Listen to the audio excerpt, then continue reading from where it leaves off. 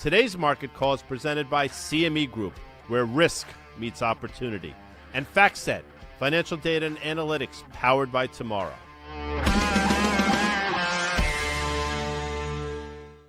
Certain days are more impactful than others. Today happens to be one of those days. You would say, Swizz, what are you talking about? Well, in just a minute, you're going to know what I'm talking about. It is Wednesday, September 3rd, 11 a.m. on the East Coast. That makes it 8 a.m. on the West Coast. That's California, Oregon, Washington, and those types of states. That's Dan Nathan. I'm Guy Adami. Dan, if it's Wednesday, yes, it is Butters.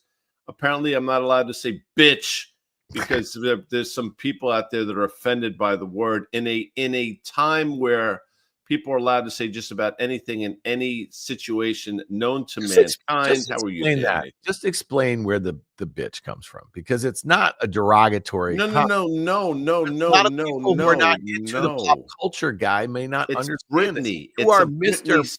It's a Britney Spears thing. Yeah, Britney bitch. That's what Britney bitch. Yeah. But today it's not about that. It's not about me. It's not about you. It's not about the aforementioned John Butters. It's really not about market call. It's about this. So if we could put look at that, ladies and gentlemen, that is Amanda Diaz back. People have been clamoring for you, AD. Welcome back. Thank you. Happy to be back with my people.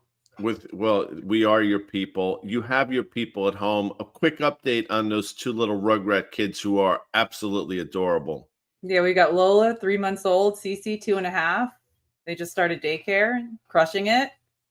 Of course they are. Yeah, they're crushing it. We had a great summer. Well, Diaz, we barely. Fly says it's Amanda, bitch. Yeah, Can I say bitch? Sorry. Barely. You can say it. You can say whatever you want. We barely made it without you, but here we are. It's September. It's been a long 3 months or so, but it's hopefully been a glorious 3 months for you. So we're really excited to have you back. So people, can't wait. Up. You guys know where to find her. Lower up. Personal.com. We just doxed her there.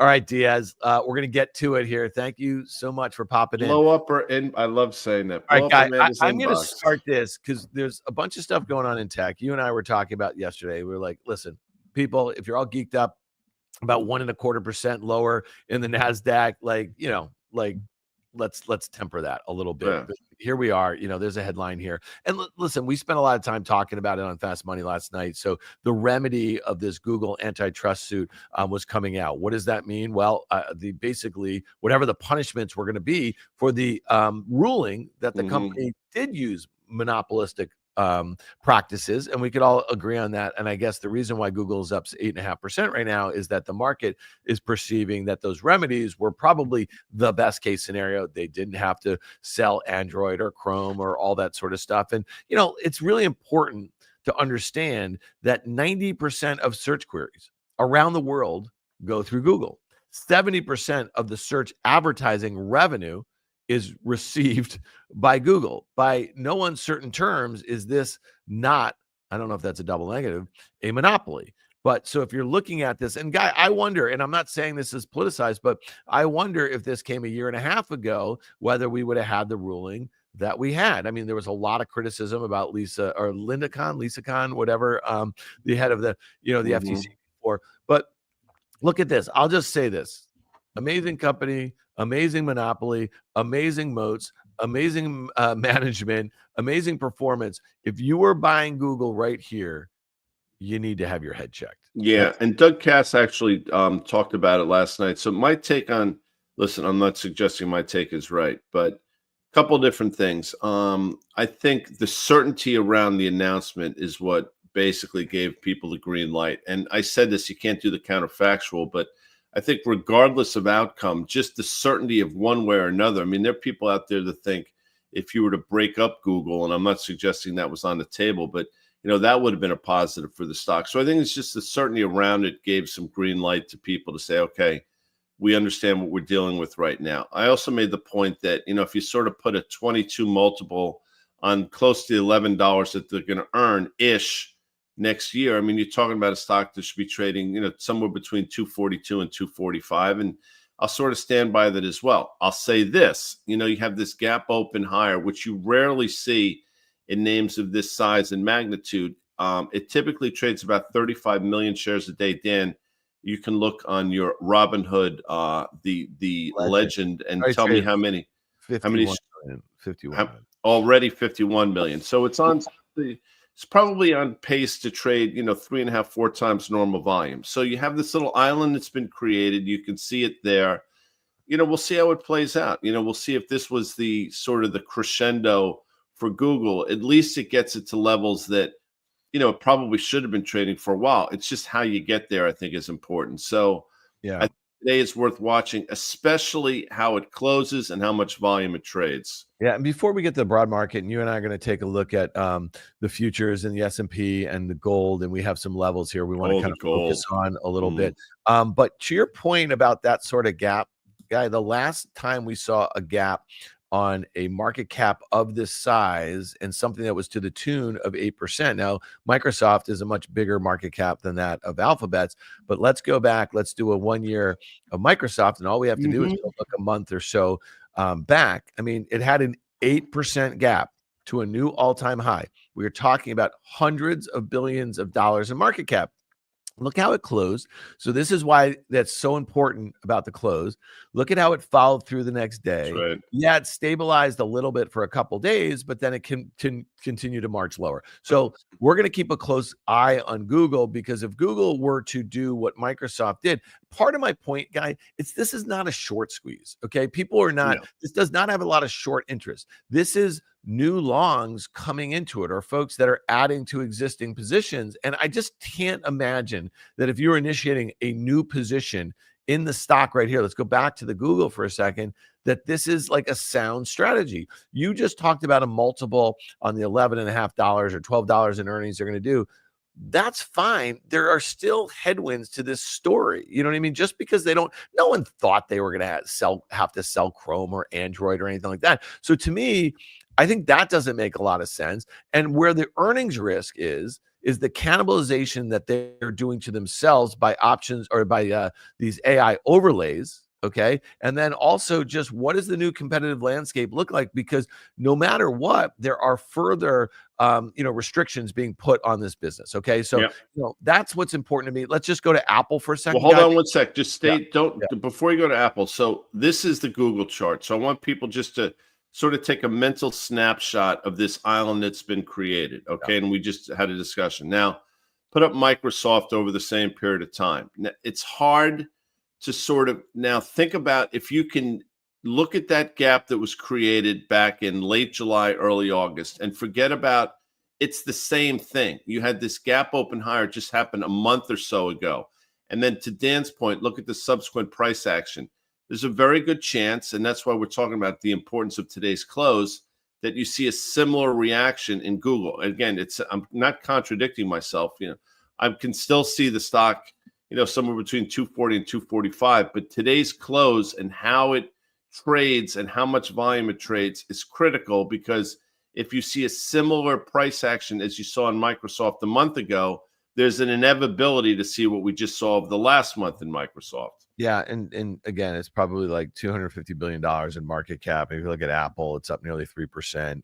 And so why is Apple up today? Because Google pays Apple $20 billion a year for exclusive search on iPhones through their Safari browser. And that's something that is a huge part of their net income, because it's just basically margin to them. And free money.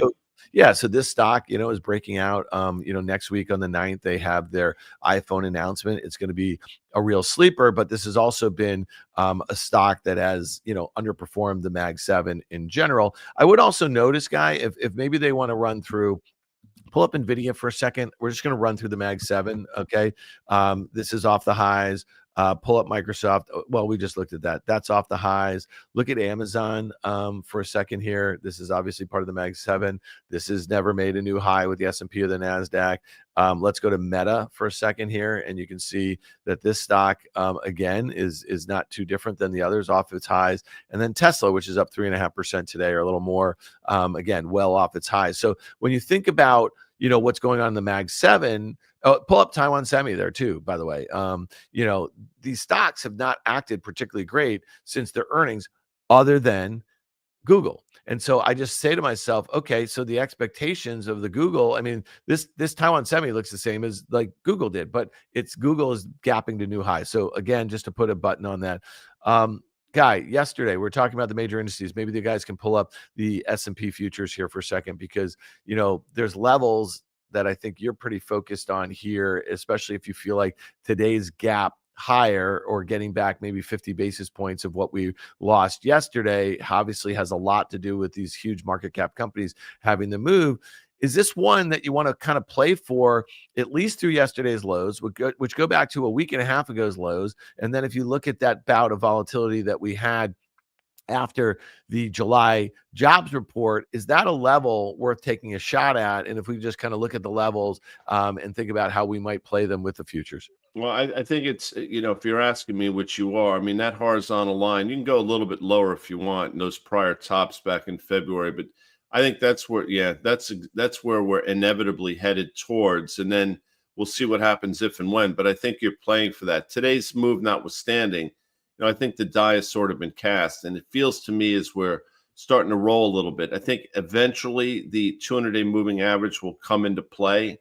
And then again, if and when, we'll see what happens when we get there. It's going to be interesting to see what's taking place to get us there. If it's a move in the bond market, if global bonds continue to sort of sell off and yields continue to go higher, I think that's all part and parcel. And we're going to talk about gold in a second, but I don't think one should underestimate what the gold market is trying to tell not only the equity market, but the bond market too. So there are a lot of things going on. I see people's enthusiasm today. Yesterday, obviously, we closed well off the lows. There's a lot of day left here today, but I'm still inclined to believe that September is going to be a dicey month. It's going to be a volatile month. And when I say volatile, a month where you see the VIX somewhere between 25 and 30 at some point. Yeah, so let's pull up the 50-day moving average on this too. And I think your point about the February highs is also important. So let's kind of walk through this a little bit and kind of see what we're looking at here. So if you put that 50 up, yesterday's low was right there, guys. So it found support there. Yet 200-day moving average, which is flattening, by the way, is trading just below 6,000. The February high, I think it was 61.81 or something like that. So the prior high that we just made 2 trading days ago was 65.23. So if I'm looking at this, and the first kind of level I want to kind of pick at to the downside was that to the 50-day moving average that comes in at 63.55. I'm looking to kind of sell the futures here at 64, 61 and a half, right? And if I want to look at what was that level, where would you want to get stopped out if you were kind of wrong on this, right? Well, ideally, assume, again, risk tolerance, everybody has different risk profile and stuff, but I think through the all-time high, now you can say, wait, whoa, but it's really not as far away as you think. And quite frankly, I think that's probably right. So, you get a close above the prior all-time high, then you say, all right, let's live to fight another day. I see that it held the 50-day moving average. This thing is obviously going to be left to its own devices. Personally, I don't think we're getting there. So, but that's the answer to your question, I think. Yeah, and again, that's one level, 65.20, if we're breaking out to a new high, it could be a bit of an explosion. But, I think about that, and it's like, 60 handles from here. I might look, and maybe they can pull up like a 5-day chart if they can do that, or a 10-day. And, I might be looking at that level, that kind of breakdown level that we had just the other day. Like I kind of want to keep things tight at 64.80. It would be like a stop level. And, one of the things with the futures, and, you and I go back with futures trading for a long time, it's kind of probing different levels. It's not like trading options where you're choosing a strike and you know what your break even is and that sort of thing, and you're risking what you can lose. One of the nice things I think about trading futures is the ability to continue. You can take, if you're battling something, you're looking at this level, you continue to probe it, you're trying to make a move, you're trying to say, what, I want to make a retest, or I'm playing for a retest of that 50 where we got support yesterday. So I want to take like little sort of losses. You can also put in a little bit, let's go back to, or just put a little trend line in from that 65.20 line, you know what I mean? That level. And let's kind of touch as many points as we can. Okay. So we kind of broke that mini trend line there, guy, right? So the whole idea of 64.80, which was also a level, that might be the level for a stop. Let's say it fails there, and you might say, okay, I'm going to press now against that that trend level. You know what I mean? That trend line. A lot of different ways to do it. So I'm just more in the camp of taking small little losses. I'm trying to probe a level and then kind of lean into it when you think you got it. You know what I mean? So Well, that's the that's where beauty of futures trading. Like, you can take small nicks, then all of a sudden you got it, and then you start to sort of lay into it. You lever in. I mean, you know, the beauty of futures trading, and we talk about this all the time on the show. People on Fast Money, for example, say, oh, you guys suck. At best, you're 50-50. And the point I try to make to people, and I think it falls on deaf ears sometimes, is if you're 50-50 in our world, you're in the friggin' Hall of Fame. And you'd be like, you got to be kidding. No, it's actually true. I mean, some of the greatest traders I know are right maybe 20-25% of the time, yet they figure out how to make money. And the reasons why is what Jen was just saying. They'll take little losses, and then all of a sudden they catch something cold, and then they know how to lever the you-know-what out of it. And that's the beauty of futures trading. And to a certain extent, equity trading as well. Knowing when you're wrong is more important, I think, than knowing when you're right. But when you're right, that's the time to sort of step on the gas. And that's what futures allows you to do. Yeah, when I started in the business in 1997, I worked for a guy who was a great short-term trader, and one of the things that he often traded, or all day long, he traded was the S&P futures, and he had a Post-it note on one of his screens. He had 12 screens. I don't know why anyone needs 12 screens, but that just said in big letters, USA. And I was like, all right, this guy's like a patriot. That's pretty cool. You know, he's one of those guys. And he's like, no. Use stops always. USA. And that was his kind of mantra there. And so, again, it goes back to kind of taking small little losses. But it's another reason why we spend a lot of time looking at charts, because those levels are really important. And other, traders are looking to probe different levels. If you're kind of playing from the short side and they know where a lot of shorts might have stops, they might look to pick at those levels and vice versa. All right, guys, should we look at the gold and some of the levels you're focused on? Throw it up, and then we have a bunch of questions I want to get to. But, let's throw up gold because, look, obviously gold – I think we've done a decent job here. We've said for the last couple months, it's sort of sideways action, sort of setting up for the next leg higher. And obviously, that's what's been taking place. I mean, the move in gold over the last couple days, as I mentioned earlier, is absolutely worth watching because it's doing it with yields in the United States, at least sort of sideways to maybe slightly higher today, notwithstanding.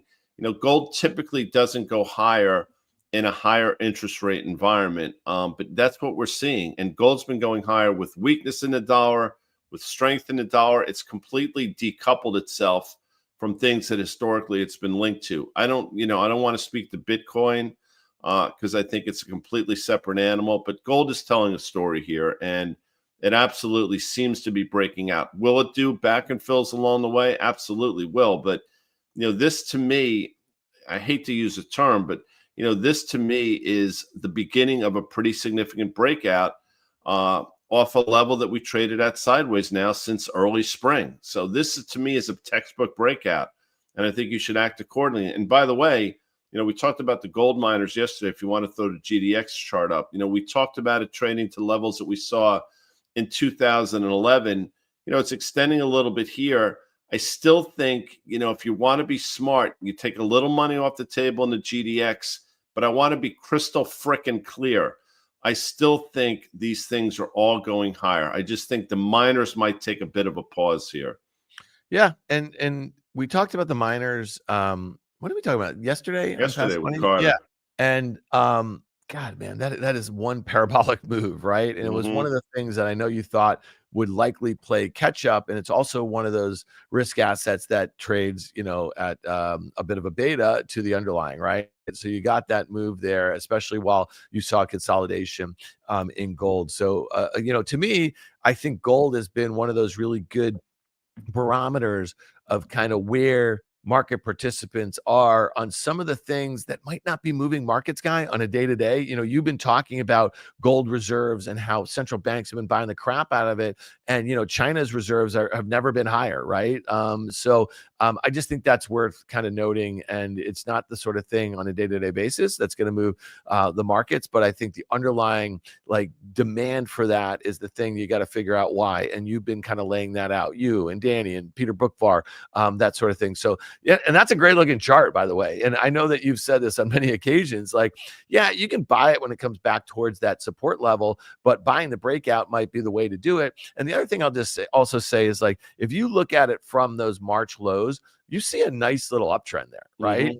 And so, you have something, as you like to say, to trade off of when it comes back in. So I guess we did gold there, Guy. No, look, and there's a bear case for gold. There are any number of bear cases. If for some reason some central bank decides they're going to be a net seller, or the Chinese all of a sudden flip, I mean, there's certain things that can happen out there. I don't think they're likely, but I think they're out there. You have to be aware of it. But right now, again, everything points, and we've been steadfast in this. Like, everything that you wait for historically, if you're a gold bull, is starting to come to fruition right before our eyes. And, again, the decoupling from the dollar, whether the dollar goes up or down, bond yields go up or down, it doesn't really seemingly matter. Gold's seemingly left to its own devices now. Yeah, no doubt. Hey, I want to hit, I know you want to get some questions here. We've been talking about, as we got done with earnings season, the performance of a bunch of stocks, and again, like Microsoft is a great example of a stock company that put up a great quarter, great guidance, and the stock did not go the way in which you would have thought, other than for 24 hours, right? I want to pull up a name because there was a headline this morning. This is from the Information, and it was talking about how Google is developed. We know that they have these so GPUs are the graphics chips that NVIDIA makes, and then you have TPUs, which is what Google has been making. This is a tensor processing, and they basically use, for the most part, their own chips to put into their own servers, their data centers to train Gemini and the like, and some other models. And so the article in the Information was talking about how Google's stepping up those efforts. And so, you look at NVIDIA, you'd say, okay, well, you might have thought that should be down. Let's just pull up NVIDIA. There you go. We'll put that in the show notes. You got to be a subscriber, but maybe you can read a bit of it in other places there. And so you'd think that NVIDIA might be down. We've been talking about the customer concentration, that they have there, and Google obviously has been a customer there too. So look at NVIDIA since its report. You see that it's through its 50-day, fine, whatever. You and I were kind of charting that one yesterday a little bit, but look at Marvell. And Marvell is one of these custom silicon makers, right? So all of those big customers of NVIDIA, when they get done with the heavy GPU lift, right, to train the models, then you get into what's called an inference phase. So when you're getting all these requests to do these kind of lower, compute sort of queries, Marvell was one of these names that in Broadcom that were meant to be a beneficiary of custom silicon. Well, look at this thing. It can't get out of its own way, right? And this valuation support and all that sort of stuff. So again, I just wanted to bring that up because some of these stocks that are associated with one of these huge trends, right, that has been driving market performance, a lot of them are not acting well right now. Now you could say, well, look at Google. Well, Google has nothing to do with generative AI right now. Like to me, like the reason why it's up, Guy. No, and we have a question since you brought it up about the SMH, and real quick, Amanda can throw that up. I think it's from Wavy McFly, who's obviously with us every day. So thank you, Wavy. But he's saying, take a look at the SMH on the daily. Looks at the RSIs. It's completely rolling over. SMH is about to break below its prior high and probably take the market with it. I agree. I know Dan doesn't love the SMH. He's a stocks guy, but it doesn't matter. They're going to look very similar. And right here, you can see we're probably at levels where if we start to continue to cascade lower, that 200-day moving average is right in the crosshairs. And I agree with that. Obviously, NVIDIA is a big part of this. I get it. There are other components as well. I do think NVIDIA is trading lower. I don't think it's trading particularly well today. I think it's up maybe 20 cents or something, or flat on the day. So, get ready, because I think that sort of 245 level-ish is probably in the crosshairs for the SMH, Wavy. Well, and we got a big one tomorrow. It's just, if they can pull up the weight of the SMH in AVGO, that's the Broadcom guy. It comes out the Broadcom, yeah. Comes out the AVGO. If you're talking about Broadcom, you look at it sitting right on its 50. You see all the way how lonely that 200-day is. So they report after the close tomorrow, and the implied move is just under $20, Guy. It's so I look at that, maybe 6.25% or something like that, and this stock has been trading very well. This stock has valuation support. This stock has, well positioned as far as the TAM that they gave for custom silicon. I want to say last December, and that's where you see that huge gap, gain 40% in 2 trading days. They were talking about, like, I don't know, some huge number. I mean, whatever it was like, and the stock immediately was trading on some sort of future, market share that they might get at a multiple, you know what I mean? So, like, that didn't make a lot of sense to me, but I think it's important to note that on an earnings basis, I mean, this company is expected to grow earnings this year about 35% and next year decelerate to about 25%, trades at 45 times this year, 36 times next. And so, I just think that it's worth understanding that some of these multiples that these stocks are trading at are really discounting a whole heck of a lot going forward. And, I just wanted to kind of make that Put point. that chart back up real quick, because back in December, I think it was like the 15th, 16th, which it had that huge move to the upside, went up to about 245. And then subsequently in the spring, like everything else, it sold off. That's where I think we're headed back down to. You break this 50-day moving average, and that's sort of 245 level, the highs from late last year, earlier this year. I think that's absolutely in the crosshairs, which obviously is not going to be particularly bullish for SMH as well. So, those are the levels I'm starting to look at. Real quick, Jignesh Shroff asked about the GDX. I think we addressed that. This is a good one, Dan, and this is one you talked about last night on the show from Carter Evans, if you want to throw it up, Amanda or Jacob or whomever. If the Friday jobs report is negative, will rate cut be 50 basis points? If less than 100,000, only 20. The short answer is I don't know. But the point Dan was making last night is it's really hard to sort of game out, given what transpired last jobs report, what the market's going to think about either a very good number or a very bad number. And that's the question I asked Julian Emmanuel last night. Like, this, to me, the theater around this jobs number is going to be a bit of a spectacle.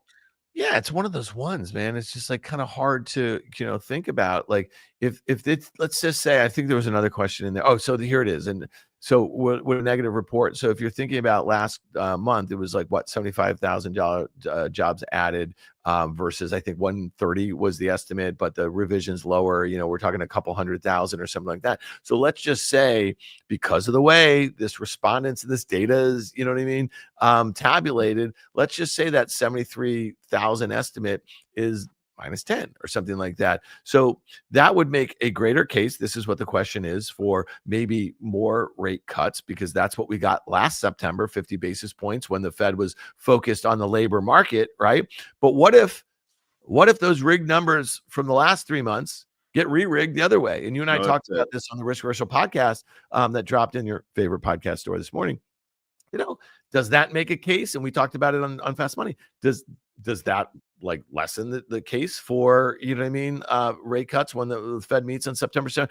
I don't know. But if we have this uncertainty now, not just about the quality of the data, right, that was called into question, or maybe the way it's tabulated, but also how manipulated the data could be, that's something that is not good for the bond market, and it's not good for the equity market. Yeah, and that's the point I've been making. If you start to question these numbers, when everything is in fact a confidence game, it's not going to be bullish for the bond market, which it's going to make its way in to the equity market, which is why I think, the theater around Friday is going to be so interesting. Real quick, this is from Matt Walter. What do you think about buying an inverse ETF instead of a put? There's no formula for this. I mean, obviously puts and calls, depending on what you're looking at, have different vols around them. These inverse ETFs, these double levered ETFs, I think they're trading vehicles at best. I don't think they're necessarily investment vehicles. I don't have a strong view. Maybe you do, Dan. Yeah, I think they're horrible. I mean, just to use a term that Warren Buffett used, the oracle of what guy? What is he? He's in Omaha. Yeah, I mean, this is a freaking disaster. I mean, like, maybe you get the point. Maybe you get, he called options, by the way, weapons of mass destruction. Yeah. And ironically, right around the time he did that, he actually killed it using options. He bought way out of the money SPX, S&P puts. This was back in like 07, 08. It made a killing, but whatever, he is the oracle guy.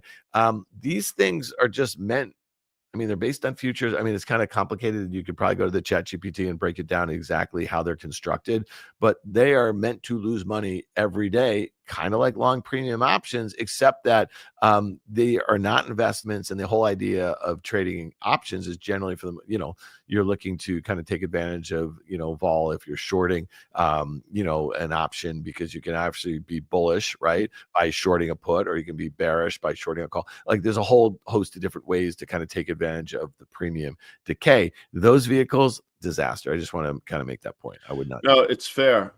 We've gotten to the point in the show where you do your little thing. Oh, you ready? It's for Amanda. The thing that's nerve-wracking about this is that we have a fresh set of eyes on us, guy, and that would be Amanda Diaz. Oh, I bet you she's been watching here and there. Yeah, she said to me earlier she has not been. I bet you she hasn't been watching here or there. Yeah.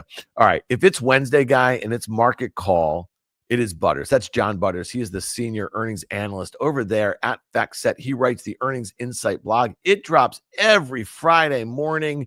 You can have it in your email box, factset.com/insight/subscribe. But the good news, guy, we get a preview of it. We get to talk about it on Wednesday on the market call. We also get to have John Butters pop in every so often. So stay tuned. That's going to be happening in the not so distant future. But right now, guy, let's look at the Earnings Insight report that's going to drop on Friday.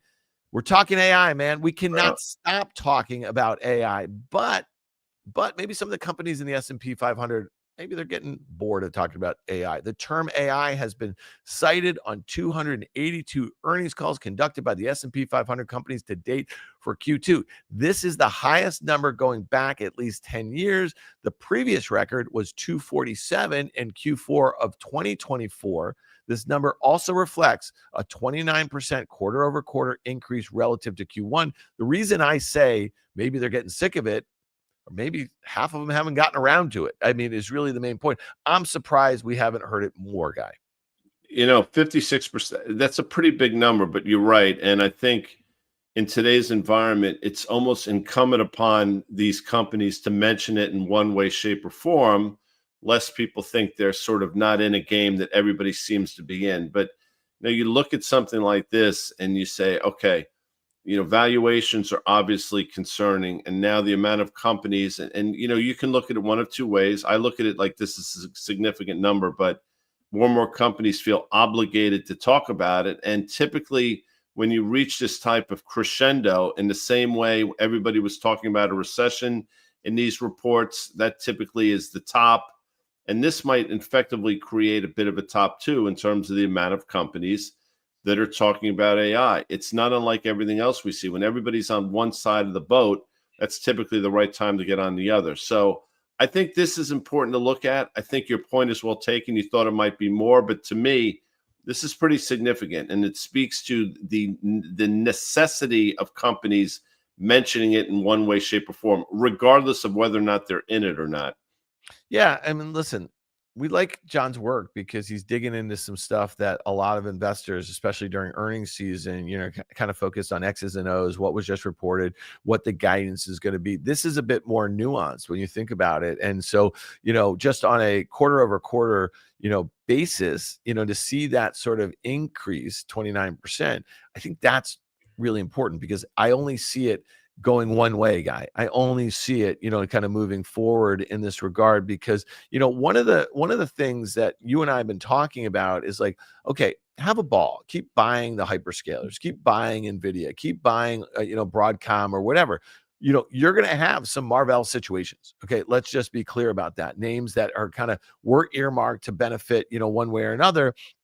But the next trade for me, the way I think about it is what companies are going to get the productivity, right, by using this technology. What sort of return on investment are they going to get by being customers of Microsoft Azure and using, OpenAI technology that is on their platform, or using AWS and using, Claude, which is from Anthropic, and a whole host of other models, So what are they going to do to benefit companies, their earnings and revenue growth and margins and all that sort of stuff. So to me, that's probably a second half 2026 thing. But the more you hear it creep into other industries, should start making you think about what are some of the other opportunities to benefit from this trade. Because you know what? Microsoft and Google and Amazon and Nvidia, they could all go down, the stocks. Okay. Their business could moderate at least the growth that they're seeing from their cloud and some of their other businesses, the way they break out, let's say copilots and the like here. But that doesn't mean it's not going to be a good situation for another few hundred stocks in the S&P 500 or even some small caps, because in many ways, if those stocks are going down, it means that they're seeing, doesn't have to be a deceleration in the uptake of their products. It could be a pricing situation. We talked about that MIT study a couple of weeks ago that maybe these companies are not seeing the return on investment that they were hoping for. And again, if we were to see a downturn in the economy, I think people are going to look critically at their CapEx and say, we understand the importance of AI, but it's not something we necessarily want to pursue in terms of spending investment dollars right now. So I do think that's clearly out there. We'll look at the next slide real quick. I don't think it'd come as a surprise that, again, technology leads this amount of companies, or the percentage of companies that are talking about it.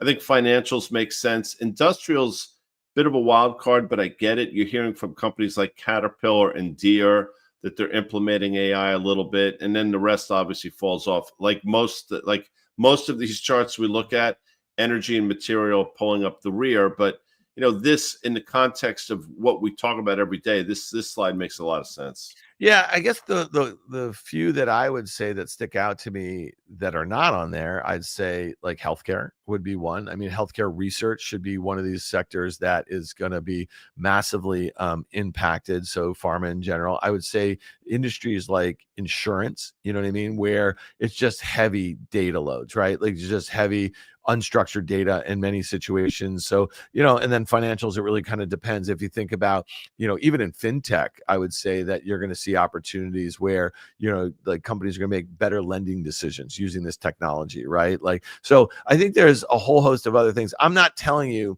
right now you should be going out and buying UNH because AI is going to be a game changer, or buying Pfizer, you know what I mean? Because that sort of thing. I think you're going to start to see incremental sort of things. And this is why this data is important. Once you start hearing about some of these industries that are entering this sort of data, you know what I mean, that have not been there. So again, John Butters, earnings insight analysis. You can have that blog in your email box every Friday morning, factset.com/insight/subscribe, Guy Adami. Real quick, we have a question about Snap. I mean, if you look at Snap over the last 3 years, it looks like it's gone nowhere, and it really hasn't. But at least 3, maybe 4 times, you've actually seen like 100% moves off the lows, move from 7.5 to 15, those types of things. Now, with that said, if you look at this, it's like, what are you talking about? But you can see as clear as day some of these moves. The question we have to you is about Snap. Do you see anything here that is intriguing to you? I think that I'm not sure. Amanda can pull up the question.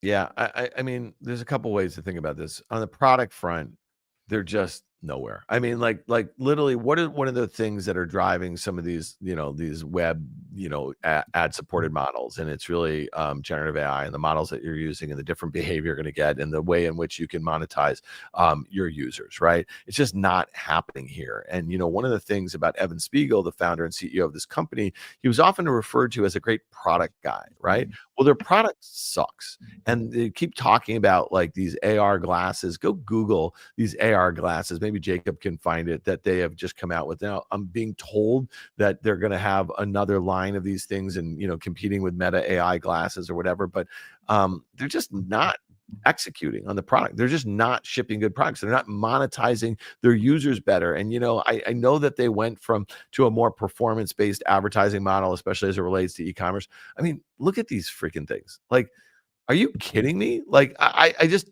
don't get it. So when I think about this, I think it kind of sucks. They have $3 billion in cash. They have $4 billion in debt. I think on a GAAP basis, they're losing money. This company went public in 2017.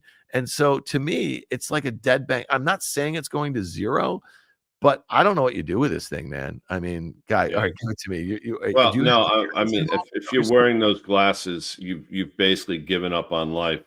You know, if you see You're me probably wearing wearing those sweatpants glasses, every day too. Is that what you'd say? what's that?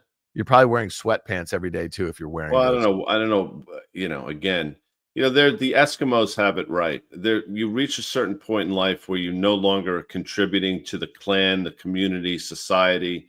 And what they do is they give you a little bit of a meal, they put you on an ice floe, and then they send you out. And that's what, if I get to a point where I'm starting to wear these glasses, Dan, I encourage you to put me on said ice floe and just put me out to sea, because clearly I've overextended my welcome. Guy, that's never going to happen to you, because I feel like you're never going to have them on your head. So it's not going to be a problem here. All right. Well, listen, it was great to have Amanda back. It was great to be covering Butter's work here. What else we got? It was fun. No, I'm going to take a leak, because at my age, that's what happens. I'm actually going to get a haircut in case anybody cares, because that's what I got to do. Need a little trim too, but Yeah.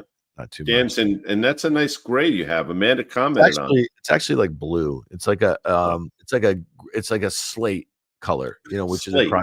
By the way, I think my eyes are like that. I think I have Slate eyes. slate. Well, of course, you know this. Mr. Slate was Fred Flintstone's boss.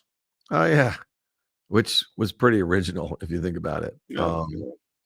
I mean, the fact that Fred Flintstone worked at a quarry, Rock quarry. a rock quarry, worked for a guy named Mr. Slate, and was in the Stone Age.